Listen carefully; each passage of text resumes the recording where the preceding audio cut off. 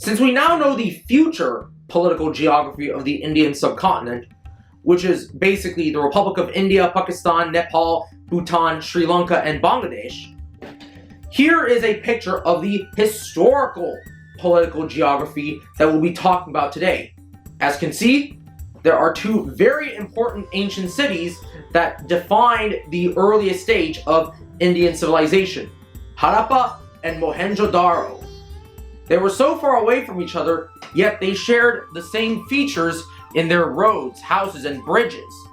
This proves that Harappa and Mohenjo-Daro were unified under a single centralized government. We don't know what kind of government it was. We don't know if it was democratic or autocratic.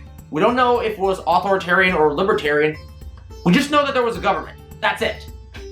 Moreover, just because there was a government doesn't mean that there was a country or a nation, because the words country and nation didn't really apply to any region in the Indian subcontinent until you had the creation of the Republic of India, Pakistan, Bangladesh, Nepal, Bhutan, and Sri Lanka. So you see, nationhood and countryhood did not exist in the Indian subcontinent until less than 100 years ago.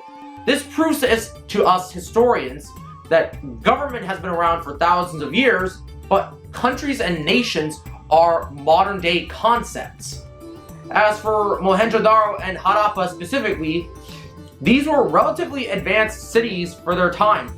They were experts in the artifacts that they left behind: gold jewelry, soapstone, silver ornaments, bronze figurines, and even terracotta, which we normally associate with ancient China.